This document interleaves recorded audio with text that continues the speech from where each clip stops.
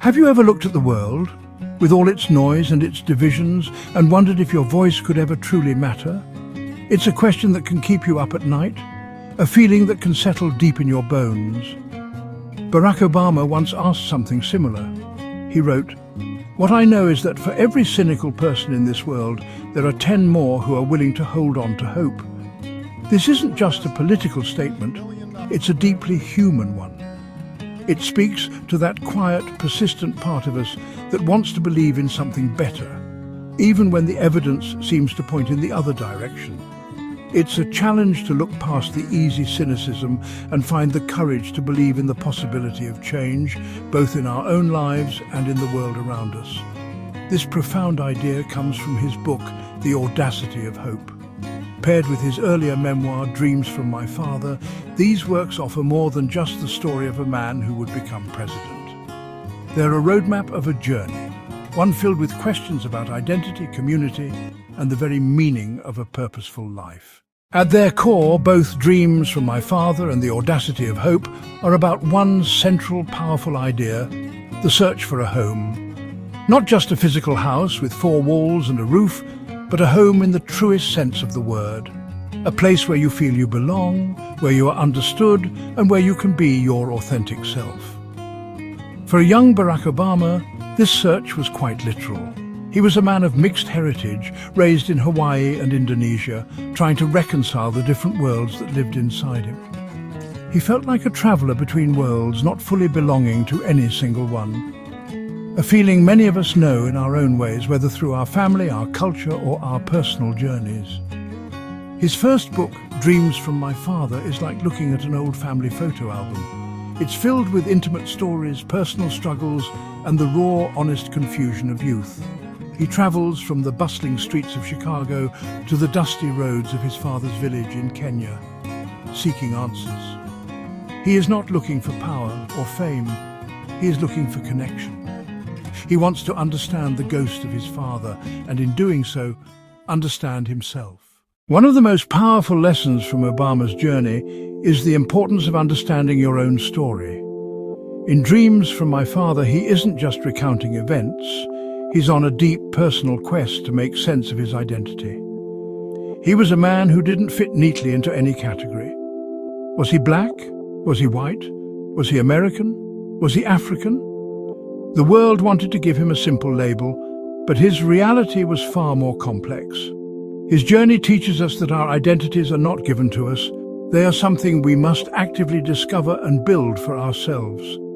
It's a process of gathering the threads of our past, our family, our culture, and our experiences, and weaving them into a coherent whole. This is a struggle that so many of us face, even if our circumstances are different.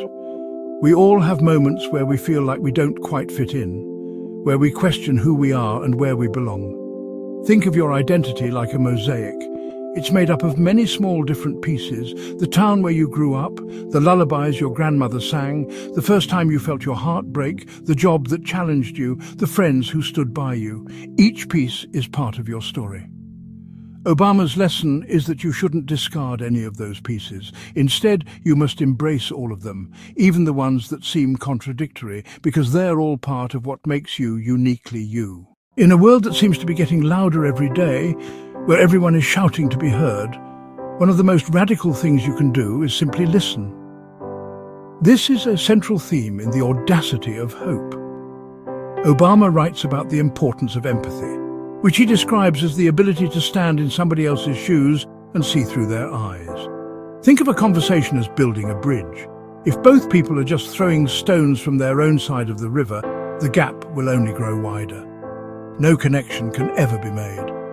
But if one person, or preferably both, starts genuinely trying to understand why the other person is standing where they are, you can start laying the foundation for a bridge. Listening is the first plank in that bridge. This lesson is incredibly relevant today, in our age of social media bubbles and polarized news.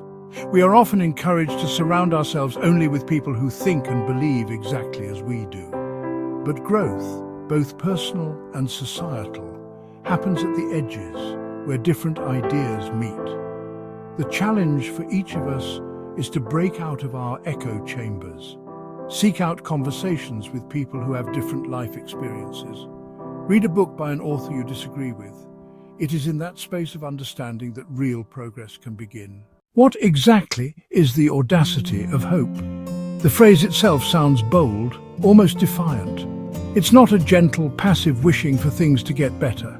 It is, as Obama describes it, a stubborn insistence that a better world is possible, even in the face of all evidence to the contrary. It's the kind of hope that a community organizer feels when they knock on one more door after 100 have been slammed in their face. It's the hope of a scientist who continues an experiment after countless failures. It is hope not as a feeling, but as a discipline. Imagine you are planting a garden in rocky, difficult soil. Cynicism is telling you that nothing will ever grow there. It points to the rocks, the lack of rain, the weeds, and says, "See, it's impossible, why even bother trying?" Despair is giving up, dropping your tools and walking away. But hope, audacious hope, is the act of picking up a shovel. It's breaking up the soil, one rock at a time. It's finding a way to water the seeds, protecting them from the weeds, and having faith that with persistent effort, something beautiful can eventually take root. Hope is the work you do in the dark, believing that the sun will eventually rise. This idea is woven throughout the audacity of hope. Obama argues that American history itself is a story of this kind of hope. The country was founded on the audacious idea that people could govern themselves, an idea that seemed radical at the time. The fight to abolish slavery, the movement for women's suffrage, the struggle for civil rights. All of these were fueled by people who had the audacity to hope for a more just and equal society, even when the odds were stacked against them. They didn't just wish for change. They organized, they marched, they spoke out, and they worked tirelessly, often at great personal risk, to make that hope a reality. A constant thread running through both of Obama's books is the challenge of unity. How do we bridge the gaps that divide us? Gaps of race, religion, politics, and class.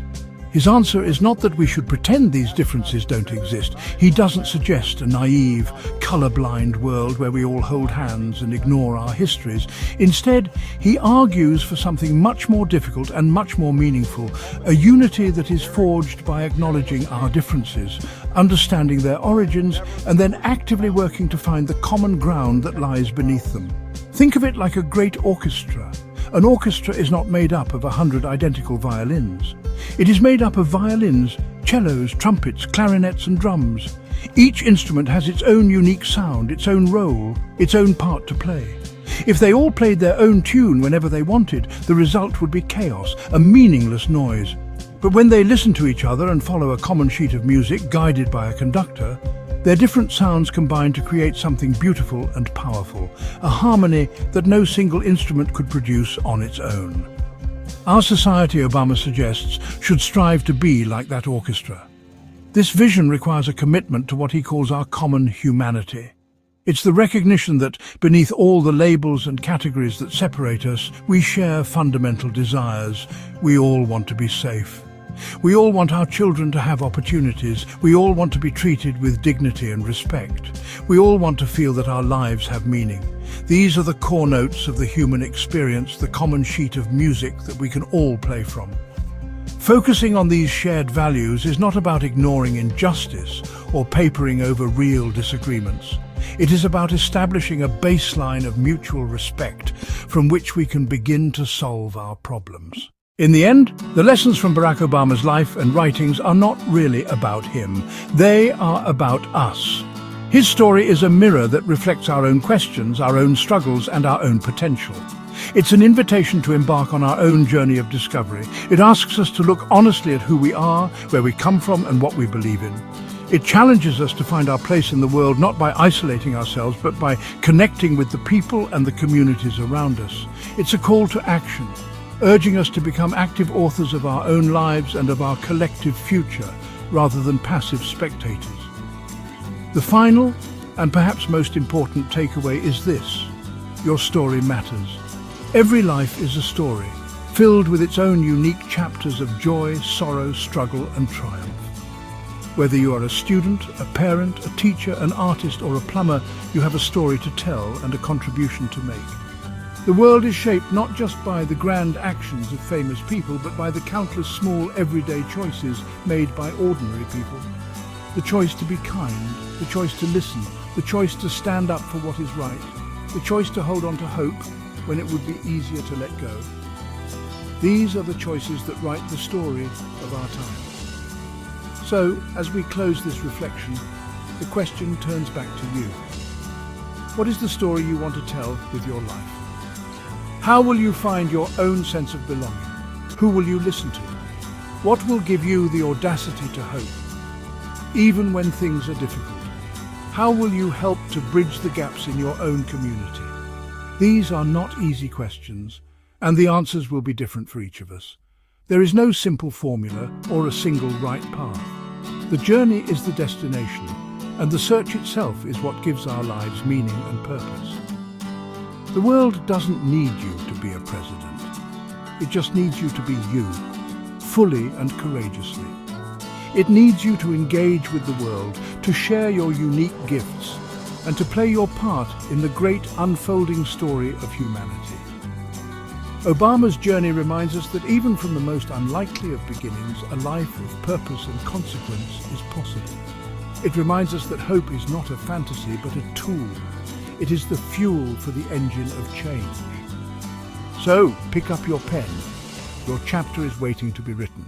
What will the first sentence be?